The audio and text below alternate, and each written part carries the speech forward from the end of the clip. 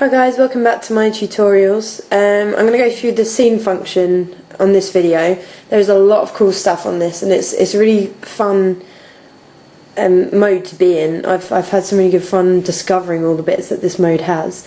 So if we go straight ahead, so once you're in the scene mode, if you just press the function set button, the first one we come across is movie digest. I'll just quickly go through the different things that there are and then I'll show you how they work. So movie digest, it's basically like using automatic, but every time you take a picture, the period of time just before you take that picture is recorded. So if you're sort of moving the camera along and then you focus on something, you get a little bit of a movie clip that records that, and then that builds up your whole day's worth of picture taking into one video. It's quite cool. I'll show you how it works. In portrait, it complements skin tone. It gives you warmer colours for the skin and it picks up on those sort of tones and just makes them look a lot more appealing so you don't look too washed out. Landscape, for obvious reason, you use it for landscape shots, so anything sort of outside scenery, anything like that, it really picks up sort of the blues and greens and the sort of natural colours that you get in landscape shots. This one here, smart shutter, it's very, very handy. It uses face detect, so if it sees someone within the frame, it puts a little box around their face so it can see them. Then when that person smiles, it takes the picture automatically. It's great for group shots and anything like that. I've already done a demo on this bit, so I'll put that in that section. The speed burst, it's really great. Do not compare it to sports mode because this one can't focus on fast moving objects very well, but it does really good sort of motion shots. I've already done a demo on this one as well, which I'll put on the video, of someone drinking a cup of coffee, and it's quite cool to see how it captures the action. Next one is night scene. I'm going to do an extra bit of this tonight when I've actually got some nighttime shots to do, and what it does is it basically adapts to deal with low light, and it's meant to help you shoot without a tripod, but the camera kind of stabilises for you anyway, so I don't know how much it will boost that stabilisation, but we'll do some shots and you can see how that comes out. Next one, low light. It helps you shoot in low light conditions. I assume it's more for inside. If you don't know manual controls, this is going to be really helpful for when you're indoors and low light and you're not used to it. Beach shot, obviously I'm not going to be able to do this because I don't have any bright sunlight and I also don't have a beach, but the idea of it is that it deals with bright light and strong natural colours well and sort of brings out the beauty of scenery like the beach shots, which unfortunately I can't demo, but that is the idea of this option. Next one is foliage. It's for plants, nature, things like plants that have got vivid colours, bright colours, anything like that, anything natural. It should pick up the colours and really enhance them. So we'll go out in the garden and have a go on that. Snow mode. Quite often when you take snow pictures, they tend to get a sort of bluish sheen across them, or if you're taking them at night, they get a lot of the light pollution from them, so they look kind of orangey. This is meant to deal with snow. Again, I don't have any snow and there's none falling. Unfortunately, it's not going to be a white Christmas tomorrow even. So maybe if it snows later on this year, I'll be able to take a demo video of that, but at the moment I can't demo that option, but that's what that's for. This one's fireworks mode. Again, I don't have any fireworks, so this isn't going to be something that I can demo. It's meant to bring out the colour of fireworks. It's probably also got quite a high shutter speed so that you don't have to use a tripod. That's the idea of that one. Again, I don't have fireworks, so I won't be able to demo that. Switch assist, this is Panorama. It's interesting to say the least, but I'll demo that one and then you can do it for a panorama from the other way as well. So depending on which way you want to make your panorama depends on which one of these you use.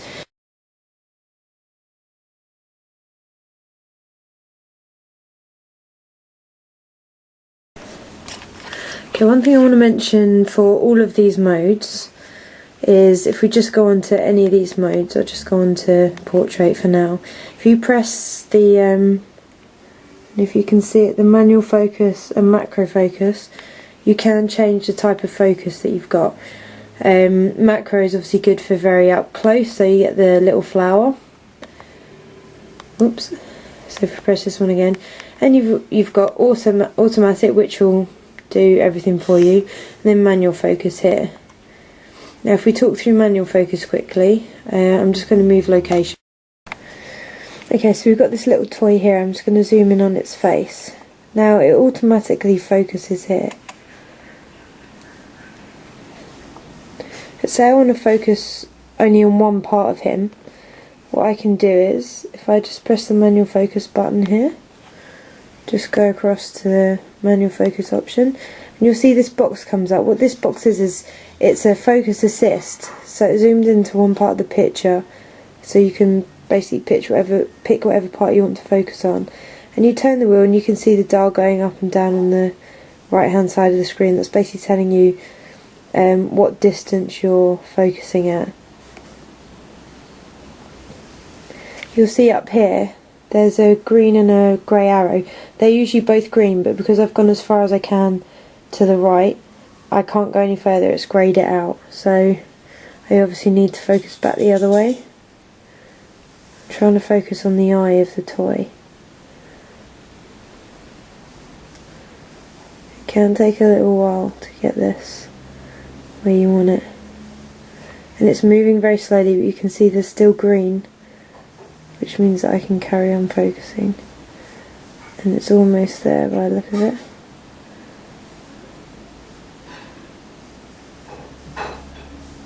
Okay, so it's greyed out, but I actually think I'm at the point I want to be at. So if I just take that picture now, it's focused more on his eye. If we look at the two of them,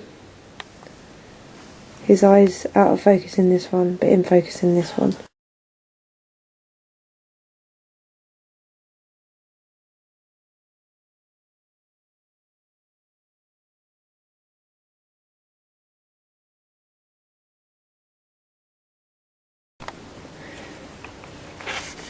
Okay, so as an example, I may want to put the dinosaur in the background. You can see what I'm doing here. Dinosaur in background, this little guy in the foreground. And I want to focus on the dinosaur in the background. So, as you can see, he's actually in focus at the moment. So if I wanted to take that picture now, because I'm using manual focus, that little thing in the foreground is going to stay blurred and the background is going to be in focus.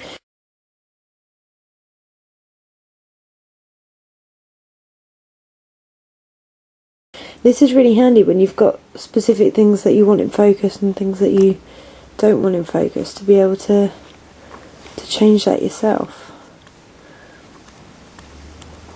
So if I'm basically just turning the wheel here and looking in here to make sure it's focusing to what I want.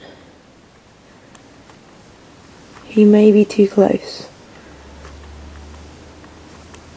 So I've just moved back a bit, so you can see now in the box, this little guy in front's in focus, and the dinosaur behind is now not in focus. So if I take that picture now, the focus has changed, and the little guy little rabbit's in focus and the dinosaur isn't. That's basically how you use the the manual focus. The majority of time it's set to automatic, which will put both of those in focus, like that.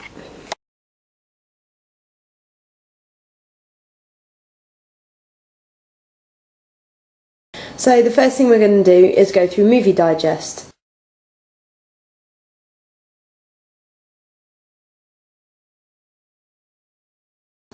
Now, Movie Digest, as I said earlier, it takes a clip before you take your picture. It's actually really nice. If you go on a day trip and you've taken a lot of pictures and you want to document that day, it will basically put together what you've done in that day before you took each photo. It's only about 2 or 3 seconds worth of clips, but I'm going to go around, just take some pictures of stuff around the house, and then I'll put on the video that it makes afterwards.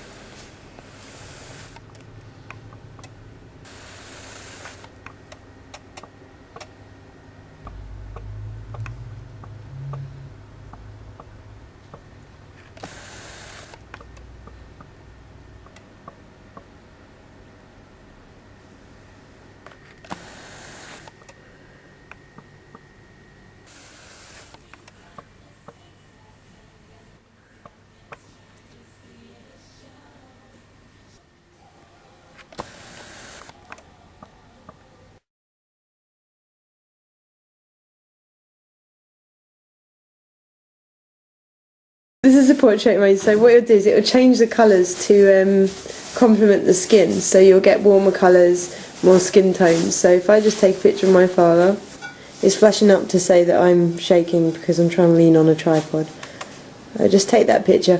You can't see it too well on the camera, but it's changed the colours to be a lot warmer. I'll put the pictures on the video.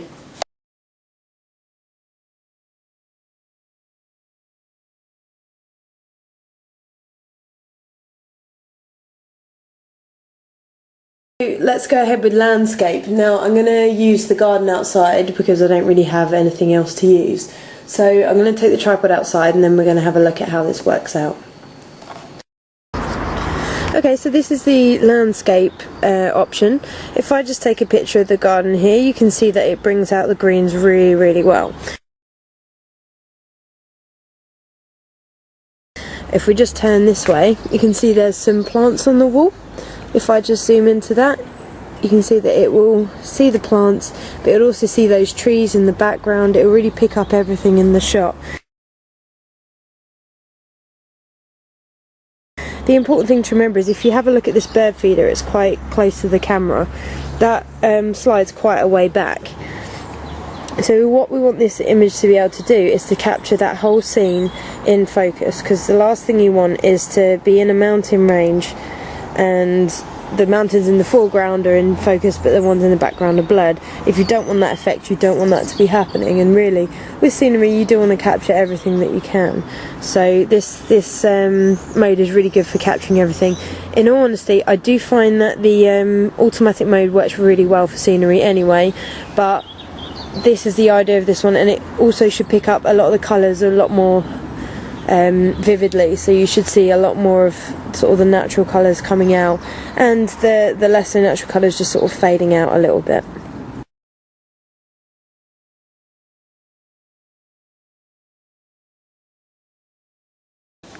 Okay, so this next one is the smart shutter, which is this little smiley face in the camera, and what it does is it will see the person within the frame, and as soon as that person smiles it takes the picture automatically. It's good if you want to do sort of group shots and everyone gets in and everyone smiles, it'll take it for you. So I'm just going to go on my dad. Give me a smile, Daddy. Tough. There you go. So it sees the mouth changing shape.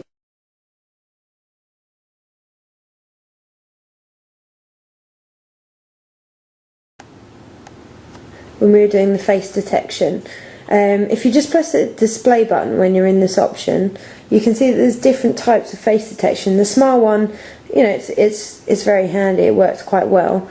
You've also got wink, and that's on self-timer, so it's usually for doing it for yourself.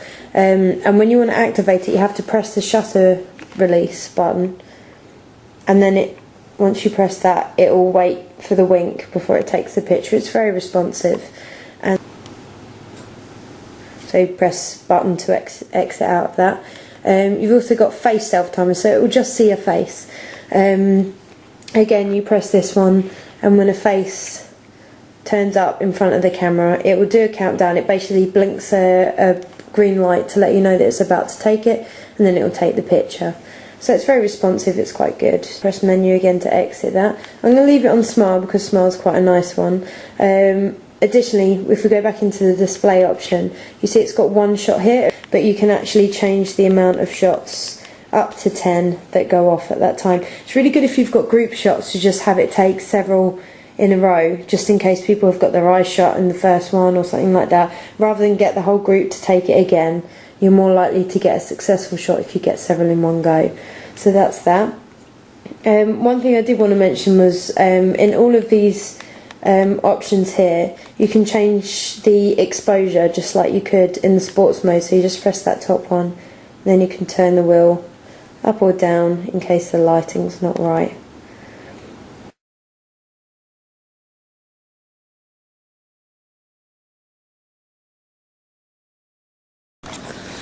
Okay, so this is the high quality burst mode. It's not particularly good for sports photography because it blurs if anything's moving too fast.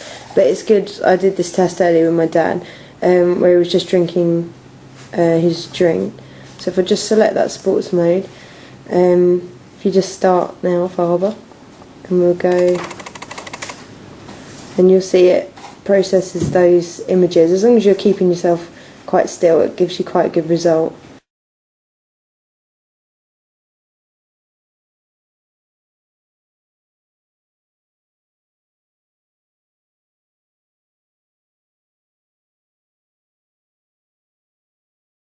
This is going to be doing night mode. I'm just going to switch to it. And what it does is it takes several pictures at one time. You can see already that it saw the scenery really easily. The bus going past.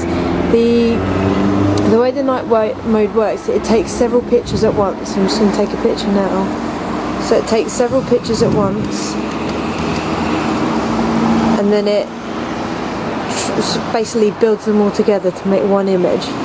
So you get a nice evening shot. The bad side is when you're in a place like this and you've got a lot of traffic going past, you do get the motion of the traffic. And it kind of turns up in different, like in the 4 different stages, but that's not really anything I can avoid.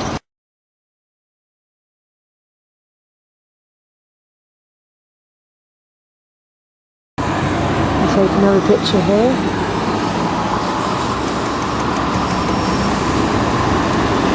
So I don't know if you could hear that, it sort of went, took 4 pictures, and then it built them together to get this night shot, and it's a really cool shot, and I'm not even using a tripod. And my hands are shaking quite a bit, so I'll put these pictures on the video.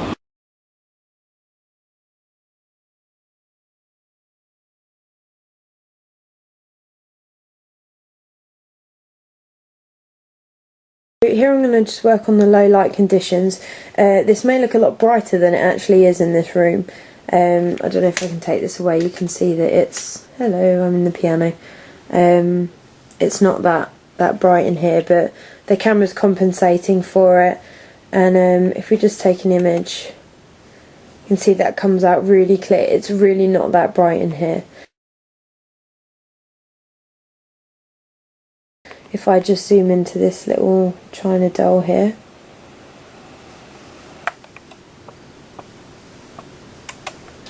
Now she's really in the dark, but she's come up really well. I'm going to try and zoom into her actually on this camera. So you can see she's very much in the dark. But when we look at the actual image, she's not in the dark at all, really.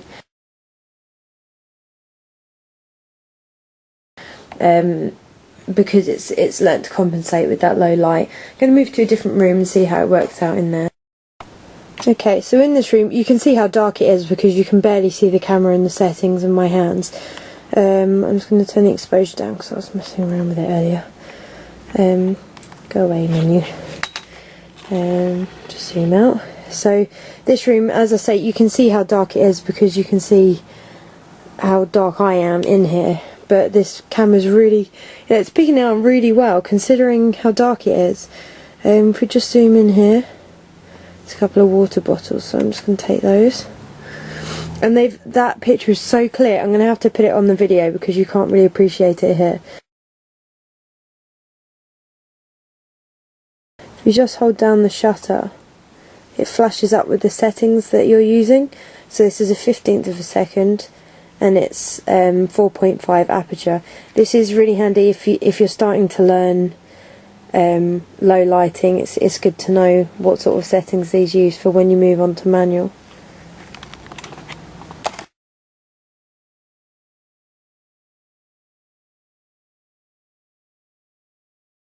Foliage. Foliage brings out natural colours really vividly. Okay, so I've got a few different things to take pictures of. If I just zoom into the grass a little bit, you'll see that it keeps that green lush colour. I mean, the grass is pretty bright as it is because it's been raining, but you know, those colours are really coming out nicely, and it's really drawing your attention to the greens rather than the browns and the other colours that are in the image. I'm just going to move over here. Okay, so basically I've got a chair here that's got some flowers on it. As you can see, the blues and the purples and the greens are really coming up bright on this image. The actual greens aren't really that bright naturally, but it looks really, really nice. If I just zoom into that flower there, give it a second to focus on it.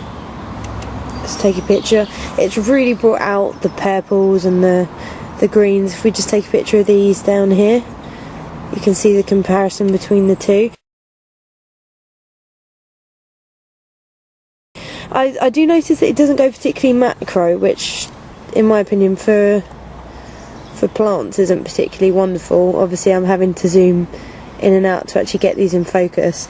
They are coming out really nicely though, like the colours are amazing and the depth of field is pretty even. You don't have to worry about some of it being blurred. It comes out really nicely. I mean, it does blur leaves that are quite far back, but in general the focus is really nice. It's really soft and natural, which is really important when you're doing foliage and stuff. You don't want it to look too harsh and man-made. I just moved indoors because it was very cold outside and I didn't really have any other colours to work with, but we've got this gorgeous red plant inside and this is really picking up the colours very strongly. I don't know how well you can see it on this. I'll put the images I take onto the video.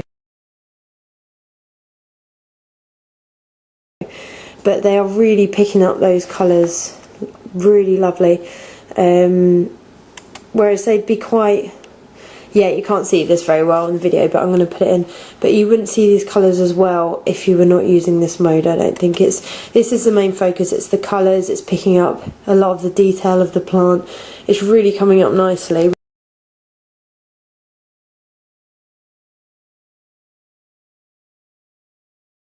We've also got a Venus flytrap over here. I'll take you on a tour around my house. So yeah, we've got a Venus flytrap here, which you can see is coming up really well. The great thing also is this is quite backlit. The sun's as miserably as it's trying to come out. It's shining pretty harshly behind these flowers, and we can still see them really well.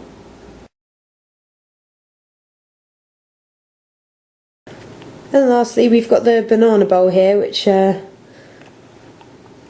obviously it's got some bright yellows in it, and it picks those up really nicely as well, because they actually look quite faded in real life and sort of what you can see on this camera. But I'll put these pictures on because they really do come up nice and bright on this mode.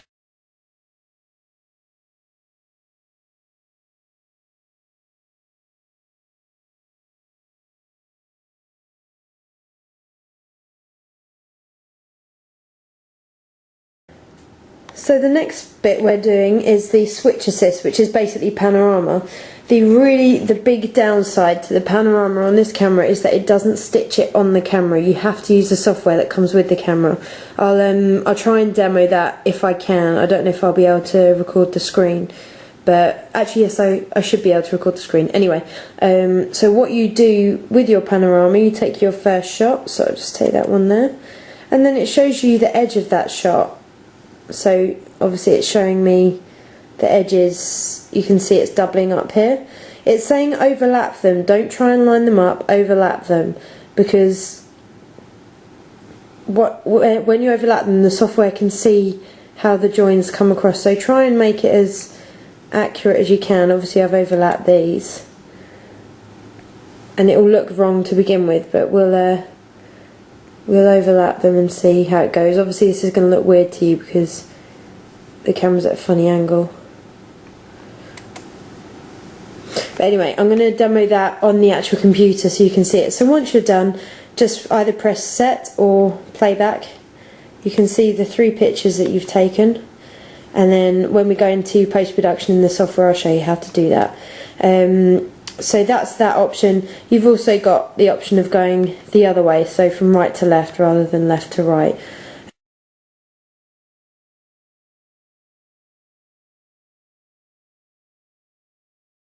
Right, when you get the function menu up, you get different options down this side here. Not all of them will let you change the options, but just to run through what is changeable. For example, on Smart Shutter, you can go down to the white balance, and you may find that the situation you're in needs a different light. So you might be out in sunlight, so it will change the lighting for that one. You might be under tungsten light, which is like light bulb light, or fluorescent light, which is like strip lighting. There are all sorts of white balances that can change the way your image works. So it's always good to be aware of that in case you decide to do that, to change that.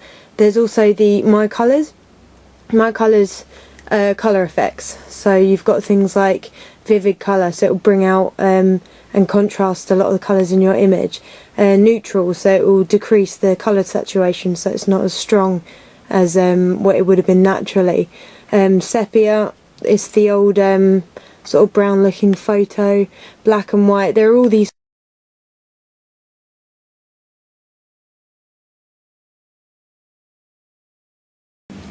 When you're using the preset modes, one thing you can do, if you press the down button here, you can use self timer.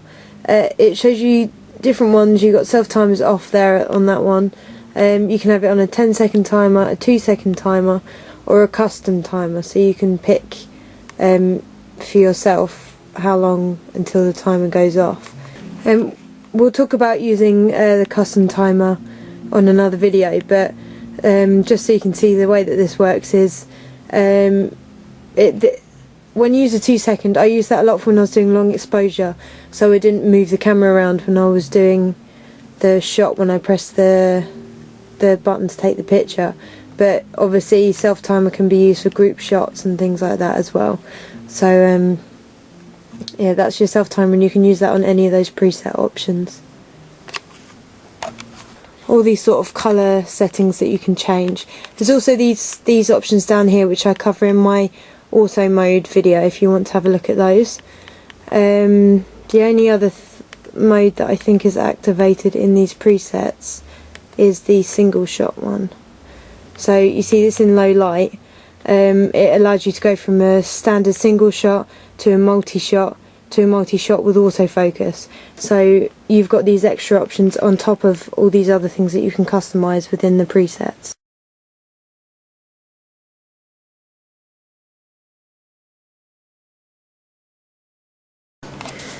Okay, so this is the portrait mode. I've stolen my father with the broom behind his head. Sorry, that's my mum. Oh God. Ow. Oh. This is the portrait mode, and it will Ow.